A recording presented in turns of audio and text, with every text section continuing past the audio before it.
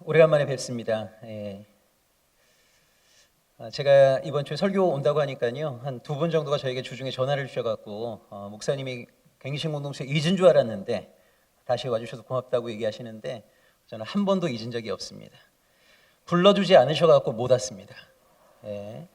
잊은 적이 전혀 없다는 거. 아마 제가 이 말씀을 드리는 이유는 이 강단에 섰던 무수하게 많은 목회자들이 지금 여러분 여기 오지 않는다고 해서 여러분 절대 잊은 거 아닙니다. 아마 저처럼 늘 여러분 기억하면서 이 갱신 공동체를 위해서 또 기도했을 거라고 생각이 들고요. 오래간만에 이렇게 건강한 모습 뵈니까 너무너무 반갑고 한 분 한 분 다 안아드리고 싶습니다. 이후에 시간이 허락되는지 모르겠지만 너무너무 감사합니다. 우리가 그 사람들 대화 나눌 때 종교가 어떻게 되십니까? 이렇게 물어보면 저는 기독교인입니다. 이런 얘기를 많이 합니다.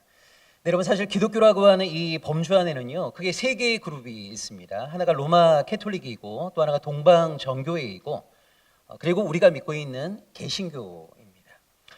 여러분 옛날에 로마 제국이 너무나 광활했을 때요 황제가 이 로마 제국을 다 다스릴 수가 없어갖고요 두 개로 나누었습니다. 하나가 서로마였고 또 하나가 동로마였습니다. 이 서로마에도 교회가 있었고 동로마에도 교회가 있었거든요. 서로마에 있던 교회를 우리는 서방교회, 동로마에 있던 교회를 우리는 동방교회 이렇게 얘기합니다. 그 서로마 교회를 우리는 로마 캐톨릭이라고 하는 거고요.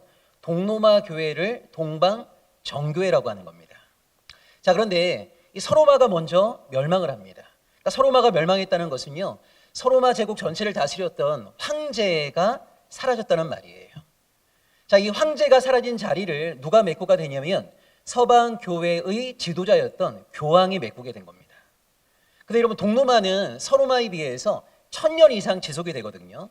그러니까 이 동로마는 여전히 황제가 다스리는 곳이었고 서로마는 교황이 다스리는 곳이 된 거예요.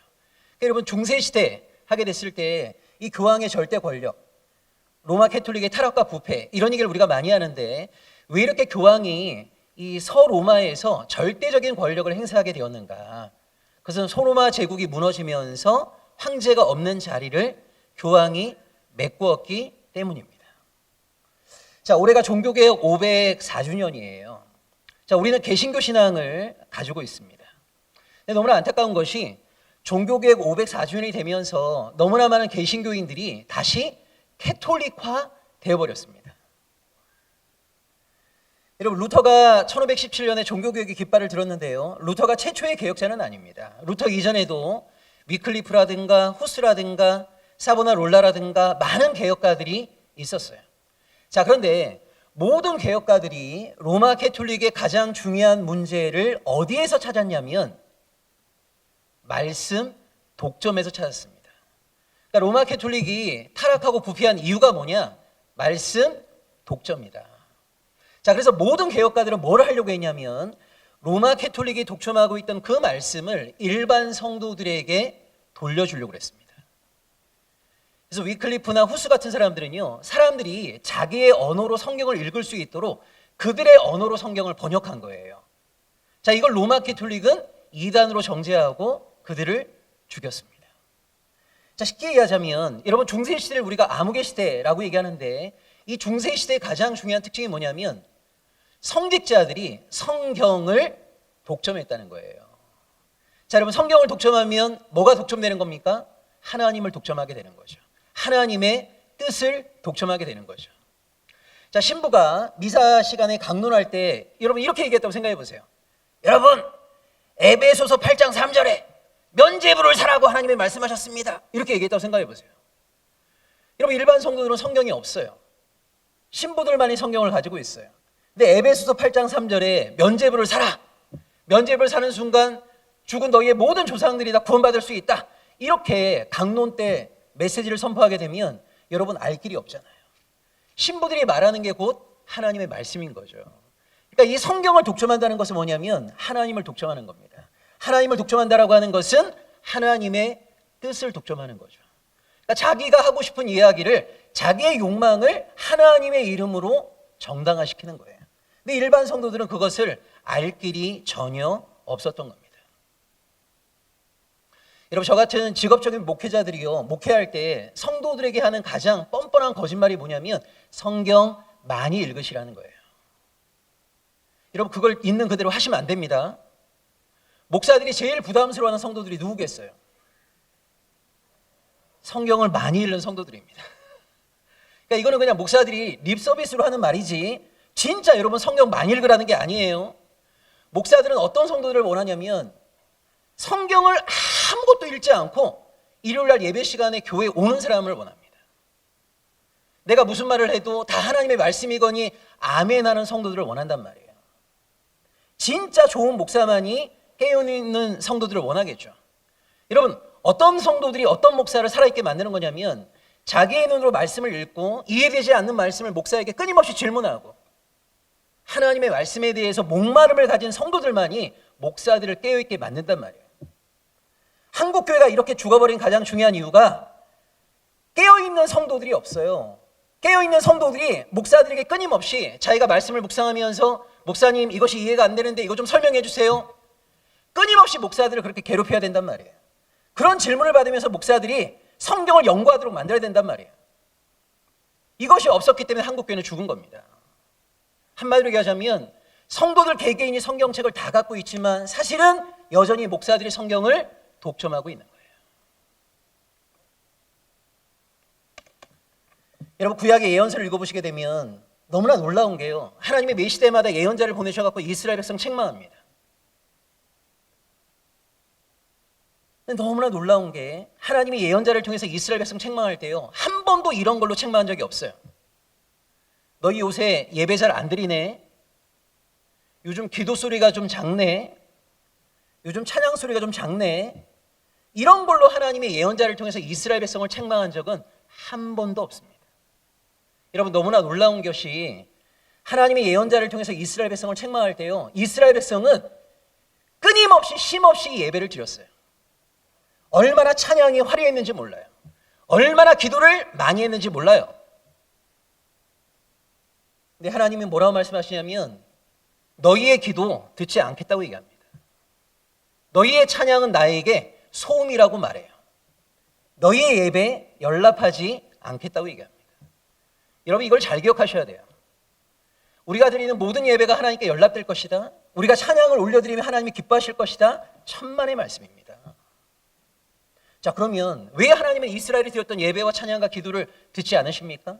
왜 연락하지 않으십니까? 하나님이 진짜 원하는 예배는요, 일상의 삶 속에서 하나님의 백성답게 살아가는 거예요. 누구보다 정직하고 진실하고 거룩하게 이웃에게 자비롭게, 그것이 진짜 하나님이 원하시는 예배인 거예요. 그런 삶을 신실하게 잘 살아갈 수 있도록 기름을 주유하는 것이 바로 주일 예배란 말이에요. 하나님께 진심을 다해 예배드리고 성도들과 온 마음을 다해서 교제를 나누고 찬양을 하고 기도를 하고, 이것은요 기름을 주유하는 것과 똑같은 겁니다. 여러분, 기름을 주유하는 목적은 어디에 있는 겁니까? 도로에서 쌩쌩 잘 달리기 위해서 기름을 주유하는 거 아닙니까? 기름을 주유하는 것 자체가 목적이 아니란 말이에요. 예배는 자주 드리는데 진실하지 않아요. 찬양은 열심히 부르고 있는데 정직하지 않아요. 기도는 열심히 하고 있는데 거룩하지 않아요. 그 예배와 기도와 찬양을 우리 하나님이 어떻게 연락하시겠어요? 그래서 예레미야가 뭐라고 하겠습니까? 여기는 여호와의 전이 아니라 강도들의 소굴이다. 근데 여러분 보세요. 이게 하나님의 뜻인데도 대다수 이스라엘 백성들은요, 그럼에도 불구하고 열심히 기도했어요. 열심히 찬양하고 열심히 예배드렸어요. 그리고 자신들의 기도와 예배와 찬양이 하나님에게 연락될 거라고 다 확신했어요. 이유가 뭐죠? 하나님의 뜻이 어디에 있는지를 배워본 적이 없는 거예요. 종교 지도자들이 사람들을 그렇게 가르쳤어요. 예배 자주 오라고, 헌금 자주 드리라고, 귀한 제물로 예물 바치면 하나님이 기뻐하실 거라고. 이거 종교인들이 가르친 거예요. 하나님은 그렇게 말씀하신 적이 한 번도 없어요. 그런데 여러분, 구약시대나 중세시대에는 제가 볼 때 일반 성도들이 그렇게 잘못한 거 하나님이 저는 이해해 주시고 용서해 줄 거라고 생각합니다. 왜요? 일반 성도들에게는 성경이 없었으니까. 종교인들이 말한 것을 하나님의 뜻이라고 믿을 수밖에 없었던 거예요. 근데 여러분, 지금은 그렇지 않습니다.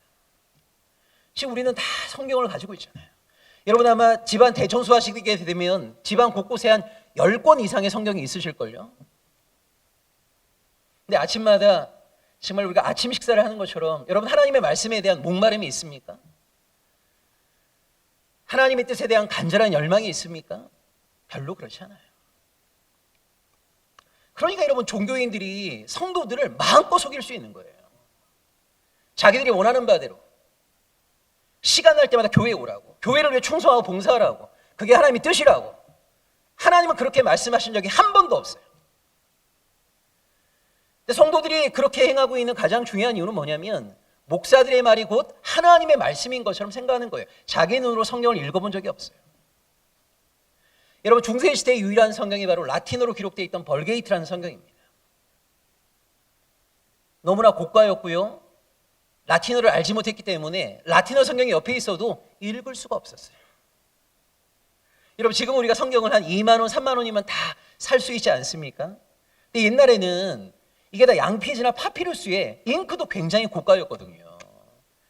그러니까 이 구텐베르크라는 사람이 인쇄술을 발명하기 전에 성경은요 정말 돈이 많지 않으면 소지할 수가 없는 거예요. 그래서 어떤 학자는 그렇게 얘기합니다. 이 양피지도 아무 양이나 잡으면 안 되고요. 새끼 양, 아주 어린 양의 그 양피지가 성경을 기록할 때 오래 보관이 돼요. 그러면 어린 양 한 마리 잡으면 여기 여러분 성경에 4분의 1 정도 쓰는 겁니다. 이렇게. 여러분 창세기부터 요한계시록까지 이 많은 분량을 양피지나 파피루스에다가 잉크로 썼다.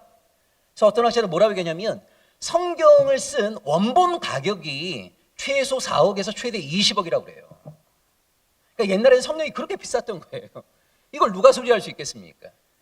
그리고 라틴어를 모르는데 이걸 어떻게 읽을 수 있겠냔 말이에요. 여러분 원래 유대교에서 설교라고 하는 것은 뭐냐면 랍비가 성경을 읽어주는 게 설교였습니다. 요즘하고 다르죠. 여러분 요즘 설교라는 게 뭐예요? 목사님들이 성경 본문을 정한 다음에 본문의 의미도 설명해 드리고 그 다음에 적절한 예화도 섞어가면서 이 말씀을 오늘날 어떻게 순종하며 살아낼 수 있을까? 이걸 말하는 게 설교 아닙니까? 근데 여러분 원래 유대교의 설교라고 하는 것은 뭐냐면 랍비가 성경을 그대로 읽어주는 게 설교였어요. 왜 그러냐면 여러분 최초의 성경이라고 하는 것은 자음밖에 없었습니다. 띄어쓰기가 안 돼 있었어요. 그러니까 우리로 얘기하자면 뭐 기역, 비읍, 미음, 리을 이런 식의 자음이 다닥다닥 붙어 있는 거예요. 자, 어떤 사람이 랍비냐면 자음밖에 없고 띄어쓰기가 되어 있지 않은 것을 모음을 붙여갖고 읽을 수 있는 사람을 랍비라고 부른 겁니다. 뭐 이런 거죠. 아버지 가방에 들어가신다 이렇게 읽어야 되는 건지 아버지가 방에 들어가신다 이렇게 읽어야 되는 건지 이걸 읽어주는 사람이 랍비였단 말이에요. 여러분 옛날에 유대교인들은요 성경을 개인적으로 소지할 수 없었어요. 중세시대까지 그랬어요. 그러니까 랍비가 읽어주는 그것이 유일한 말씀인 겁니다. 그래서 여러분 유대인들이 암송 문화가 발달한 거예요. 안식일날 랍비가 읽어주는 것을 망각하게 되면 일주일 내내 말씀 없는 자로 살아간단 말이에요. 그러니까 유대인들은 랍비가 읽어주는 말씀을 주의를 집중해갖고요 암송하려고 했던 거예요. 그리고 그 말씀을 일주일 내내 계속 되뇌이면서 말씀을 기억하려고 했단 말이에요. 그래서 유대인들이 암송 문화가 발달한 거예요. 옛날엔 성경을 일반 성도들이 갖고 있지 못했습니다. 그래서 여러분 로마서 10장에 믿음은 들음에서 난다는 말이 그래서 나온 겁니다. 옛날에 성경이라고 하는 것은 듣는 말씀인 거예요. 듣는 말씀. 랍비가 읽어주면 듣는 거죠. 근데 지금 우리는 성경을 보잖아요. 성경을. 근데 여러분 이것이 그냥 된 게 아니란 말이에요. 위클리프라는 사람, 후스라는 사람 이런 사람들이 자기 민족에 읽을 수 있는 언어, 영어, 체코 이렇게 성경을 번역한 거예요. 왜냐하면 로마 캐톨릭이 자기들만의 성경을 독점하다 보니까 말도 안 되는 이야기를 하나님의 뜻인 것처럼 성도들에게 자꾸만 설교했단 말이에요. 당신들의 눈으로 성경을 직접 읽어봐라. 근데 로마 캐톨릭이 그런 개혁가들을 다 이단으로 정죄해서 죽였어요. 그리고 나온 사람이 루터인 겁니다. 루터도 종교개혁 운동을 하자마자 제일 먼저 한 게 뭡니까? 사람들이 읽을 수 있도록 성경을 독일어로 번역한 거 아닙니까? 정말 저 신부들이 하는 말이 정말 성경에 기록되어 있는가 확인하라는 거예요. 성경을 읽으면서 하나님의 뜻이 무엇인가를 당신 스스로가 깨달으라는 거예요. 이것이 바로 모든 종교가 개혁가들이 행했던 활동입니다. 이때 여러분, 스스로 성경을 읽겠다는 사람들이 개신교인이 된 겁니다. 여전히 나는 그냥 신부들이 하는 메시지 듣고 신부들이 시키는 대로 할 거야 라는 사람들은 캐톨릭에 남은 거고요. 내 눈으로 직접 말씀을 읽고 하나님이 원하시는 바대로 살아가겠다 라고 결단한 사람들이 개신교인이 된 거예요. 자, 개신교인의 가장 중요한 특징은 뭐냐면 주체적 신앙인 겁니다. 목사에게 모든 걸 떠넘기고 목사에게 모든 걸 의존하고 목사에게 모든 걸 의지하는, 이건 개신교인다운 것이 아니에요. 매일 양식을 먹는 것처럼 내 눈으로 하나님의 말씀을 읽고 하나님이 원하시는 바를 일상의 삶 속에서 신실하게 살아내겠다, 이런 깨어있는 성도들이 개신교인이 되는 것이고, 그런 사람들이 모여있을 때만이 온전한 교회가 세워질 수 있는 겁니다. 여러분, 개신교인의 가장 중요한 특징이 뭐냐면 말씀 사랑인 거예요. 근데 만약 그렇지 아니하고 나는 목사님의 설교, 목사님의 어떤 가르침, 이것만 의지하겠다, 목사님의 말씀이 곧 하나님의 말씀이다, 이건 여러분 천주교인 거예요. 캐톨릭인 거예요. 그렇지 않습니다. 내 눈으로 말씀을 읽겠다, 이게 바로 개신교의 출발인 겁니다. 내가 하나님의 뜻을 알기 위해서 최선을 다하겠다, 노력하겠다. 그래서 개신교인의 가장 중요한 특징은 하나님의 뜻에 대한 목마름이 있어야 된단 말이에요. 근데 504년이 지났는데 너무나 많은 성도들이요, 여전히 목사 의지적이고 목사 의존적인 신앙생활에서 탈피가 안 돼요. 이걸 저는 회복하는 것이 한국교회 갱신과 개혁의 저는 핵심이라고 봅니다. 여러분, 우리 한국교회는 처음부터 말씀을 너무너무 사랑한 교회입니다. 전 세계 모든 교회 역사에서 우리 한국교회만이 가지고 있는 유일무이한 특징들이 몇 가지가 있어요. 그게 뭐냐면, 여러분, 대부분의 민족은요, 선교사가 거기에 들어간 다음에 그 민족과 대화를 나누면서 그들의 언어를 터득하고 시간이 지난 다음에 그들의 언어로 성경을 번역한 다음에 그들에게 성경을 읽도록 만드는 거거든요. 근데 여러분, 우리 한국교회는요, 선교사님이 들어오기 전에 이미 세례받은 사람이 100여 명가량 있었습니다. 전 세계에서 유일한 기록입니다. 선교사님이 들어오기 전에 세례받은 사람들이요, 자생적으로 교회를 세웠습니다. 이것도 전 세계 교회 역사 가운데 우리나라에만 있는 기록입니다. 그리고 가장 중요한 것이 뭐냐면, 선교사님이 들어오기 전에 이미 한글로 성경이 번역되어 있었습니다. 여러분, 언더우드라는 선교사님이 1885년 4월 5일 날 재물포항에 첫 발을 내디디셨는데, 언더우드가 일본에서 우리나라 들어올 때요, 이수정이라는 사람이 일본에서 번역했던 한글 마가복음 성경을 들고 들어옵니다. 이건 세계 역사 가운데 우리 한국교회만 있는 특징인 거예요. 선교사가 입국하기 전에 세례받은 사람들이 100여 명가량 있었고, 선교사가 입국하기 전에 자생적인 교회가 있었고, 선교사가 입국하기 전에 한글로 이미 성경이 번역되어 있었단 말이에요. 그러면 언더우드로 선교사님이요, 우리나라에 딱 들어오신 다음에 당시 선교사들은 4대문 밖을 벗어날 수가 없었거든요. 4대문 안에 딱 있는데 어느 날 함경도 지방에서 남자 몇 명이 언더우드를 만나러 내려온 거예요. 언더우드가 물어봤어요.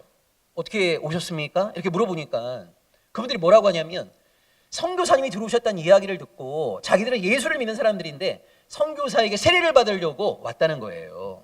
그러니까 여러분, 언더우드가 얼마나 놀랬겠어요. 아니, 내가 이 조선에 복음 전하러 이제 막 왔는데 자기들이 예수를 믿는데요, 선교사에게 세례 받으려고 그 수백 킬로를 걸어서 온 거예요. 그래서 언더우드가 세례 함부로 줄 수 없는 거니까, 이 사람들이 기독교 신앙에 대해서 뭐 좀 알고 있나? 기본적인 것을 물어본 거예요. 근데 척척 대답을 하는 거예요. 얼마나 놀라웠겠어요. 근데도 언더우드가 세례 주는 것을 머뭇머뭇하고 있으니까 이 남자들이요, 위쪽으로를 딱 푼 거예요, 이렇게. 그리고 위쪽으로를 딱 벗더니 등을 딱 돌린 거예요. 근데 그 등에 모든 사람들이 다 나무 십자가를 메고 있는 거예요. 그래서 언더우드가 이거 뭐냐고 물어보니까 이 사람들이 뭐라고 얘기하냐면, 자기들이 마가복음을 읽다가 마가복음 8장에 이런 말씀이 있잖아요. 누구든지 나를 따르려거든 자기를 부인하고 자기 십자가를 지고 나를 따라라. 이 말씀을 읽은 거예요, 사람들이. 그러면서 자기들이 예수를 자기 인생의 주인으로 고백한 그 순간부터 자기들은 예수를 따르기로 결심을 했고, 따라서 성경에 나와 있는 대로 예수를 따르기 위해서 나무 십자가를 메고 일상을 산 거예요. 이걸 보고 여러분, 언더우드가 감동을 안 받을 수가 없죠. 그러니까 어떻게 보면 정말 초기에 우리 한국 신앙인들은요, 성경을 문자 그대로 읽었어요. 진짜 이게 하나님의 뜻이라면 하나님의 뜻에 자기 존재를 뒤바꿔 냈어요. 우리가 그분들보다 훨씬 더 사실은 성경을 더 깊이 있게 알고 있겠죠. 그런데 그분들만큼의 온전한 순종이 사실 없는 것이 우리의 가장 치명적인 문제입니다. 여러분, 어떻게 한국교회가 이런 유일무이한 기록을 갖게 된 거냐면, 한국 땅에 선교사님이 들어오신 것은 1884년부터이지만 중국과 일본에는 이미 선교사님이 들어와 계셨거든요.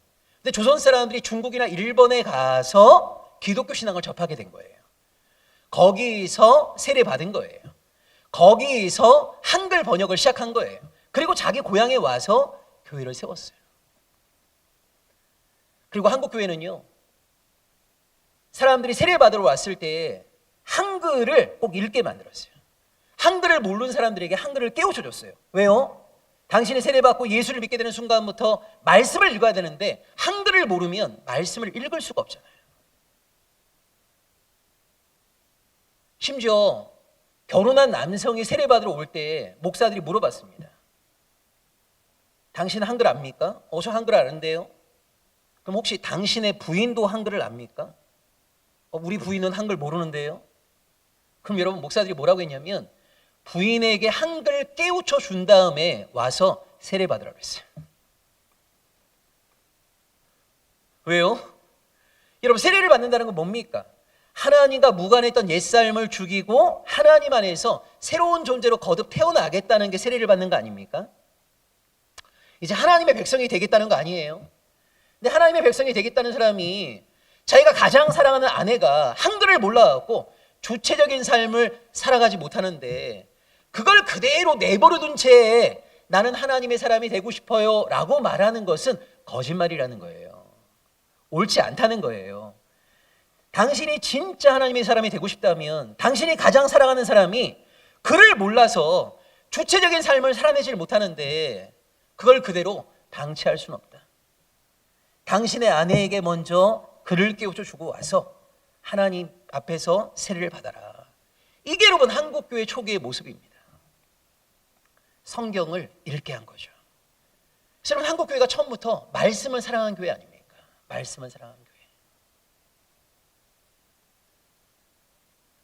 시간이 지나면 지날수록 한국교회가요, 예배는 많아지고 찬양은 뜨거워지고 기도는 열심히 하고 있는데 점점 말씀으로부터 멀어지고 있어요. 하나님의 뜻에 대한 열망, 목마름, 간절함, 이런 것들이 점점 줄어들고 있습니다. 저는 그런 의미에서 오늘 우리 시편 1편이 말하고 있는, 진짜 성경이 말하고 있는 복 있는 사람의 모습이 어떤 것인가, 그걸 좀 함께 나누고 싶어요. 여러분, 전 세계 모든 종교는 다 복받고 싶어하는 사람들의 간절한 열망을 담고 있어요. 여러분, 우리 가운데 복받기 싫은 사람들 아마 아무도 없을 겁니다. 누구나 다 복을 받고 싶어 하죠. 여러분, 재미있는 것이 우리나라에 처음 들어오셨던 선교사님들이 글이 말이 안 통하잖아요. 우리나라에 들어오셨던 선교사님 가운데 70%가 미국에서 오셨거든요. 근데 이분들이 한글을 전혀 몰랐어요. 그래서 항상 이 조선 사람들과 대화를 나누려면 통역이 있었어야 돼요. 통역. 근데 이 선교사들이 다가가면 서양 귀신이라고 하면서 다 도망가요. 그러니까 이게 뭐 전도가 됩니까? 전도가 안 됐어요. 그러다 아주 충격적인 사건이 하나 벌어졌는데, 맥켄지라고 하는 캐나다 선교사님이 우리나라에 오셔갖고요, 조선 사람들처럼 먹고 자고 입으셨어요. 그러니까 조선 사람들과 똑같이 생활하신 거예요. 근데 이분이 갑자기 정신이 이상해지신 거예요. 아마 풍토병에 걸리신 것 같아요. 그러니까 정신이 이상해지셨는데 그 당시 모든 선교사들은 다 권총을 소지하고 있었거든요. 신변 보호 때문에. 근데 이 정신이 나갔다가 들어왔다 막 이런 가운데에서 맥켄지 선교사가 자기가 정신이 나갔을 때 사람들을 실족시키는 잘못된 행동을 할까 봐 정신이 들어왔을 때 권총 자살을 해요. 선교사님이. 이게 이제 외국 선교부에 알려지게 되면서 모든 선교부에서 조선에 파견된 선교사에게 어떤 지시를 내리냐면 조선 사람들처럼 먹고 자고 입지 말라고 그러는 거예요. 그럼 또 맥켄지처럼 이거 이상해진다. 병 걸린다. 그래서 그때부터 모든 선교사님들은요, 음식을 다 수입해서 먹었어요. 집을 지을 때도 뭐 초가나 한옥을 짓지 않고요, 서양식으로 집을 지었단 말이에요. 그래서 언덕배기 위에다가 2층 양옥집을 지은 거예요. 근데 선교사님들이 이 조선 사람들을 만나고 전도를 해야 되는데, 아니 막 조선 사람들 다가가면 막 도망가고 전도가 안 됐어요. 그러다가 선교사님들이 뭘 아시게 된 거냐면 조선 사람들에게 호기심이 많다는 걸 알게 된 거예요. 여러분, 우리 한국 사람들 특징이 호기심이 많잖아요. 호기심. 제가 지금도 기억나는 게 어렸을 때 그 전설의 고향 얼마나 무섭습니까? 근데 무서워 하면서 다 봐요. 무서워 하면서. 이게 바로 조선 사람들이에요. 그러니까 무서우면 안 보면 되는데 우리는 이렇게 하면 다 봅니다, 결국은. 그리고 또 조선 사람들의 특징이 뭐냐면 혼자서는 겁이 많은데 한 4명, 5명 모이면 용기가 생겨요. 이걸 선교사님들이 딱 이용을 하십니다. 어떻게 하시냐면 2층짜리 여러분 양옥집이 언덕배기 위에 딱 세워지니까 이게 동네 명물이 된 거거든요. 명물. 그 얼마나 여러분 궁금하겠어요. 도대체 저 안에 뭐가 있는지 얼마나 궁금하겠어요. 근데 우리나라 사람들은 호기심을 못 참는단 말이에요.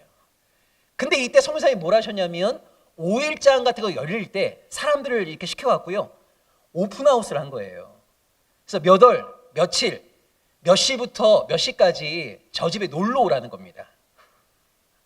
그럼 사람들이 때를 지어서 집에 놀러 가는 거죠. 이제 얼마나 궁금했겠어요. 그 양옥집에 뭐가 있는지. 그럼 그 집에 딱 놀러 가면 선교사님이요, 소파에 앉으라고 그래요. 다. 그럼 여러분, 이 소파라는 걸 본 적이 있습니까? 그 소파에 앉을 때 그 시간 뚝 지나면 선교사 부인이 쿠키를 딱 구워 갖고 온단 말이에요. 드시라고. 이런 걸 먹어본 적이 있습니까? 그러니까 한마디로 완전히 그냥 이 신천지예요. 신천지. 새로운 세상. 눈이 막 이렇게 휘둥그레 있을 때 선교사님이 딱 한마디 말씀하십니다. 예수 믿으면 이렇게 살 수 있습니다. 이렇게 한마디예요. 그러면 그 다음 주일날 동네 모든 사람들이 교회에 오는 거예요. 동네 모든 사람들이. 그러니까 사실 이렇게 여러분 한국 교회가 많이 사람들이 교회에 오게 된 계기가 된 거거든요. 보세요. 복 받고 싶죠. 잘 살고 싶죠. 자, 우리 성경에도요, 복을 말해줘요. 여러분 성경을 쭉 읽어보시게 되면 3가지의 복이 나옵니다. 하나가 족장시대의 복이 있고, 또 하나가 시편이 말하는 복이 있고, 또 하나가 마태복음 5장이 말하는 팔복이 있어요. 자, 족장시대의 복은 어떤 겁니까? 자녀의 다산, 가축의 번성, 이게 족장시대가 말하는 복이에요. 시편이 말하는 복을 저희가 좀 이따 볼 거고요. 그 다음에 마태복음 5장에 보면 팔복이라는 게 있습니다. 자, 그래서 구약에서 신약으로 이게 복이 점점 개념이 전환되고 있는데, 안타까운 것은 뭐냐면 여전히 한국교회 성도님들이 간절히 추구하는 바는 족장시대의 복에 머물러 있습니다. 그러니까 성경에 말하는 복이 크게 3가지가 있는데, 우리는 여전히 복을 받기 원한다라고 할 때 우리가 소망하는 복은 어떤 거냐면 족장시대의 그 복에 머물러 있단 말이에요. 여러분 가운데 혹시 팔복을 간절히 받기 원하시는 분 계십니까? 의리를 위하여 핍박을 받는. 아마 이때는 대부분 다 팔복을 누군가에게 양보하실걸요. 팔복 너 가져라. 팔복은 아마 다 안 갖고 싶으실 거예요. 팔복은.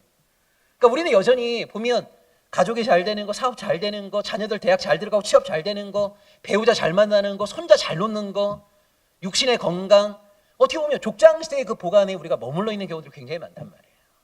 팔복까지는 아직 나아가지를 못해요.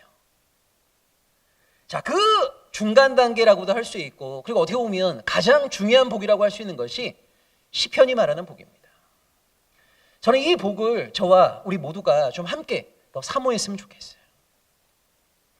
여러분 잘 아시는 말씀 아닙니까? 복 있는 사람은 악인의 길을 쫓지 않는데요, 죄인의 길에 서지 않는데요, 오만한 자의 자리에 앉지 않는다고 합니다. 자, 여기 악인과 죄인이라고 하는 것은 의미가 좀 비슷합니다.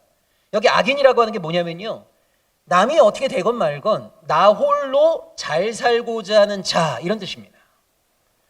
자, 꾀라고 하는 것은 뭐냐면 그런 사람들이 누군가에게 건네는 충고와 조언을 말하는 거예요.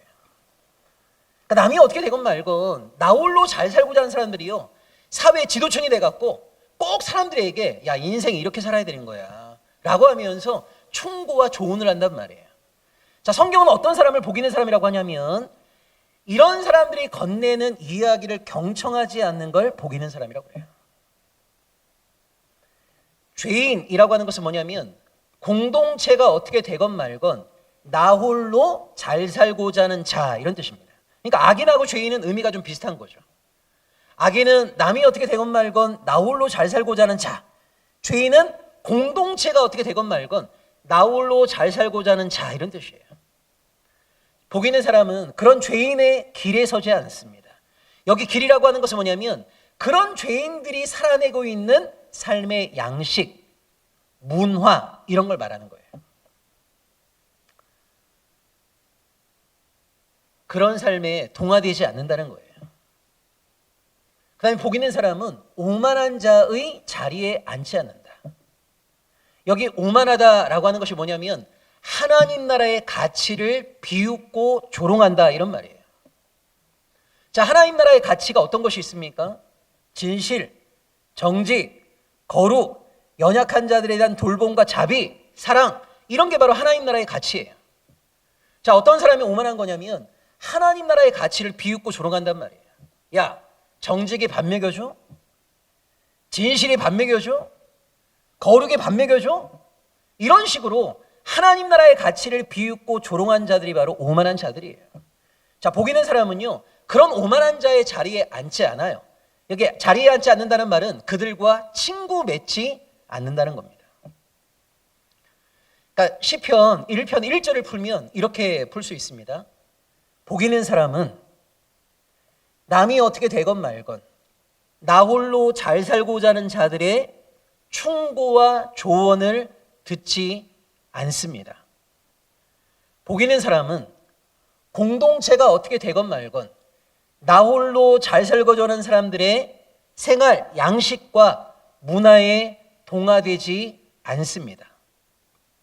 복 있는 사람은 하나님 나라의 가치를 비웃고 조롱하는 자들과 친구 맺지 않습니다. 이게 1절이에요. 그리고 2절로 넘어갈 때 우리 성경에는 빠져 있는데 왜냐하면 이게 나옵니다. 그러니까 1절은요, 복 있는 사람이 어떤 삶을 살고 있는가 그 모습을 설명해 주고 있는 것이고 2절은 그렇게 살 수 있는 이유를 설명해 주는 거예요. 왜냐하면 복 있는 사람은 그런 악인이나 죄인이나 오만한 자의 이야기를 듣는 것보다 여호와의 율법을 듣는 것을 더 즐거워하고 그 하나님의 말씀을 주야로 묵상하는 자이기 때문입니다. 이게 2절입니다.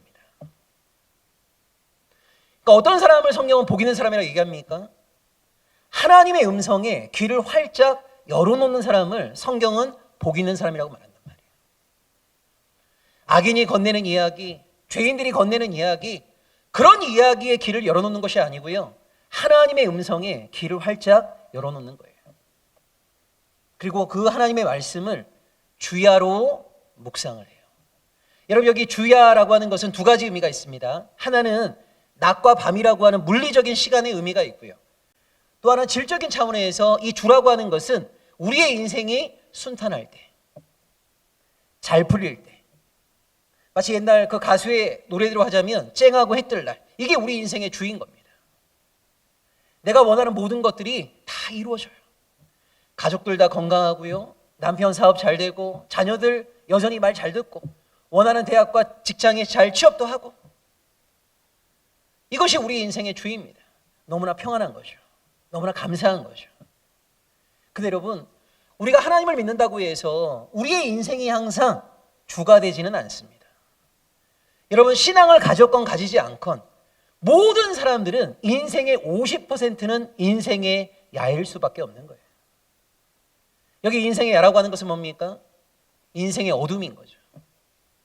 먹구름이 우리 인생의 들이었던 때, 힘겹게 터널 하나 뚫고 나갔는데 또 하나의 터널이 나를 기다리고 있는데, 이것은 우리 인간의 연약함 때문에 벌어지는 일들이에요. 갑자기 가족 가운데 누가 큰 병에 걸리기도 하고, 너무나 말을 잘 듣던 자식들이 어느 날 나에게 등을 돌리기도 하고,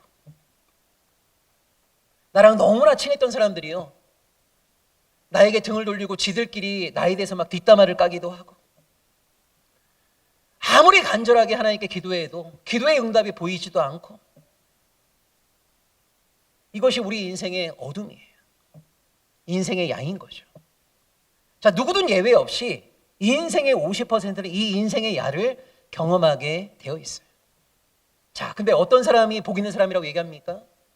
주야로. 그러니까 주야로라는 말은 한마디로 얘기하자면 상황에 지배받지 않고, 이런 말이에요. 여러분, 인생이 순탄할 때 하나님을 찬양하는 거 어렵지 않습니다.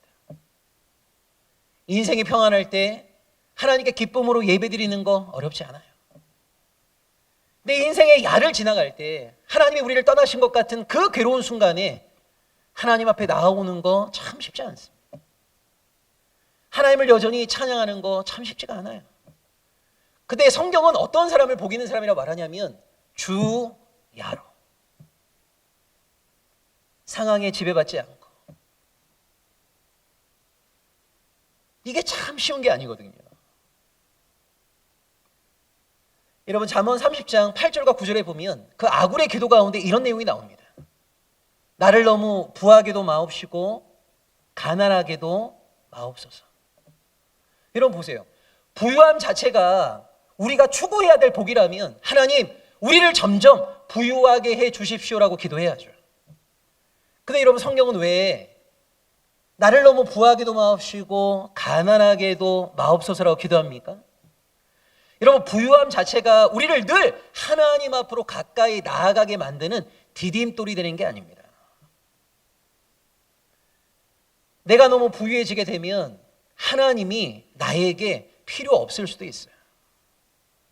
인생이 힘들고 어려울 때 뭐하러 하나님께 기도합니까? 내가 가지고 있는 돈의 힘으로 얼마든지 해결할 수 있는데, 이 돈이라고 하는 것, 부유함이라고 하는 것이 늘 하나님과 우리의 관계를 가까이 나가게 만드는 것이 아니라 때로는요, 하나님을 대신하는 도구가 될 수 있는 것이 바로 부유함이란 말이에요.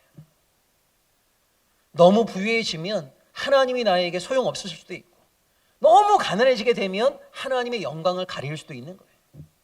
여기서도 적절한 중용이 필요한 거죠. 여러분 보세요. 시편이 말하고 있는 복이라고 하는 것은요, 주야로, 하나님과의 관계가 끊어지지 않는, 이걸 가장 중요한 복이라고 말하는 겁니다. 인생이 잘 돼도 하나님과의 관계가 끊어질 수 있어요. 인생이 공고해도 하나님과의 관계가 끊어질 수 있는 거예요. 어떤 상황에서건 그 하나님과의 관계의 끈을 놓지 않는 것을 성경은 최고의 복이라고 말한단 말이에요. 주야로 하나님의 말씀을 묵상하는 자이기 때문입니다. 여러분, 이 묵상한다는 말이 히브리어로 하가라는 말인데, 책상에 앉아갖고 눈을 감고 생각하는 그런 게 아닙니다. 여러분, 이 하가라는 말은요, 끙끙거리며 신음한다는 의미예요. 하나님의 뜻은 우리가 자판기에다 동전 집어넣고 버튼 누르면 나오는 커피 같은 게 아닙니다. 내가 궁금할 때마다 버튼 누르면 하나님의 뜻이 선명하게 우리에게 나타나지지 않아요. 도대체 지금 이 상황에서 하나님의 뜻이 무엇인지 우리는 너무너무 간절히 알고 싶은데, 하나님의 뜻이 너무나 희미하게 가려져 있을 때가 굉장히 많단 말이에요. 그러니까 이 하나님의 뜻을 알고자 하는 사람들은요, 매 순간마다 끙끙거리면서 신음하듯이 하나님의 뜻을 물을 수밖에 없는 거예요. 근데 중요한 것이 하나님의 뜻을 알게 되는 것이 중요한 게 아니라 끙끙거리며 신음하면서 하나님의 뜻을 알고 싶어하고 그 하나님과의 관계를 포기하지 않는 것을 성경은 가장 중요하게 보고 있단 말이에요. 인생이 순탄해지는 거, 인생이 공고해지는 거, 이거 자체가 중요한 것이 아니라 순탄할 때이건 공고할 때이건 쨍하고 해 뜰 날이건 아니면 먹구름이 우리 인생을 들이울 때이건 하나님과의 관계의 끈을 놓지 않는 거, 하나님의 말씀을 내 인생의 자양분 삼는 거, 하나님의 말씀을 나의 일용할 양식 삼는 거, 하나님과 신실한 동행을 포기하지 않는 거, 이해할 수 없는 그 순간에도 하나님의 뜻을 알기 위해서 신음하고 하나님과의 관계를 붙잡는 것, 이것을 성경은 최고의 복 있는 사람의 모습이라고 말하고 있어요. 여러분, 히브리어로 믿음이라고 하는 것을 에무나라고 합니다. 이 에무나라고 하는 단어는요, 하나님의 뜻을 알 수 없는 그 순간에도 하나님에 대한 신뢰를 포기하지 않음, 이런 뜻이에요. 여러분, 요셉을 보세요. 다윗을 보세요. 갑자기 노예로 팔려갔어요. 가정에서 열심히 일했어요. 그 주인의 아내의 유혹을 도리어 극복했어요. 그런데 성폭행범이라는 누명을 쓰고 감옥에 들어갔어요. 감옥에서도 열심을 다해서 살았어요. 꿈을 해몽해 줬어요. 자기를 기억해 주겠다고 말했는데 그 사람이 나를 깜빡했어요. 여러분 보세요. 도대체 이 상황에서 하나님의 뜻이 어디에 있는가? 알 수가 없죠. 근데 요셉은요, 하나님과의 관계에 단절하지 않았어요. 하나님의 뜻이 어디에 있는지 알 수 없는 그 순간에도 하나님에 대한 신뢰를 포기하지 않았어요. 이것이 중요한 거예요. 다윗 승승장구했습니다. 사울이 다윗을 죽이려고 합니다. 죄를 범하지 않았음에도 불구하고 도망자의 처지가 되었어요. 마지막에는 이 가나안 땅에 머물러 있는 한 이 비극을 피할 길이 없다. 이스라엘의 원수인 블레셋에 망명을 했어요. 그것 때문에 여러분, 이스라엘 사람들이 수근수근 거렸어요. 다윗이 우리 민족을 배반했다.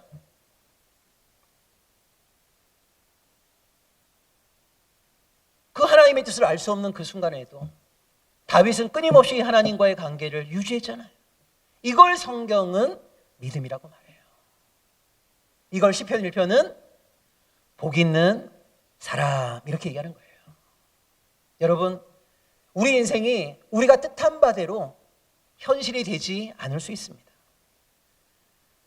내가 기대하지도 않았고 소망하지도 않았던, 정말 나를 찾아오지 않기를 바랬던, 내가 생각했던 가장 비참한 것이 나의 현실로 다가올 수도 있어요. 중요한 것은 내가 원하는 바대로 이루어졌는가, 비극이 나를 찾아왔는가, 이게 중요한 게 아니라 그 모든 상황 속에서 여전히 내가 하나님과의 관계의 끈을 유지하고 있는가, 하나님의 뜻을 신실하게 묻고 있는가, 하나님의 백성이 되기로 오늘도 결단하고 있는가, 하나님의 뜻대로 살아가기 위해서 오늘도 분투하고 있는가, 나의 조그만 삶을 통해서 하나님의 살아계심이 증거되고 있는가, 이것을 우리 하나님은 가장 중요하게 보고 계시다는 거예요. 저는 세상 모든 사람들이 추구하는 그 복을 설령 우리가 받지 못한다 하더라도 시편 1편이 말하고 있는 이 복은 우리 가운데 그 누구도 포기하지 않았으면 좋겠습니다. 악인의 꾀를 듣지 않고 죄인의 길에 서지 않고 오만한 자의 자리에 앉지 아니하고 들어야 될 하나님의 음성 가운데 귀를 활짝 열어놓고 인생이 잘 풀릴 때건 잘 풀리지 않을 때건 하나님의 뜻을 알기 위해서 끙끙거리며 신음하는 그 분투가 2022년 새롭게 주어지는 시간 속에서도 우리 모두에게 매일매일 살아 움직일 수 있기를 주의 이름으로 축원합니다. 설교를 마무리하면서 1편 1절과 2절을 다시 한번 제가 풀어드리겠습니다. 하나님이 원하시는 복 있는 사람은 남이 어떻게 되건 말건 나 홀로 잘 살고자 하는 자들의 충고와 조언을 듣지 않습니다. 복 있는 사람은 공동체가 어떻게 되건 말건 나 홀로 잘 살고자 하는 사람들의 생활 양식과 문화에 동화되지 않습니다. 복 있는 사람은 하나님 나라의 가치를 비웃고 조롱하는 자들과 친구 맺지 않습니다. 왜냐하면 복 있는 사람은 그런 악인과 죄인과 오만한 자들의 음성을 경청하기보다는 하나님의 음성을 경청하는 것을 즐거워하고 인생이 잘 풀릴 때건 잘 풀리지 않을 때건 하나님의 임재의 경험이건 부재의 경험이건 상황에 지배받지 아니하고 하나님의 뜻이 무엇인지를 끙끙거리고 신음하며 하나님과의 관계를 지켜내는 자이기 때문입니다. 기도하겠습니다.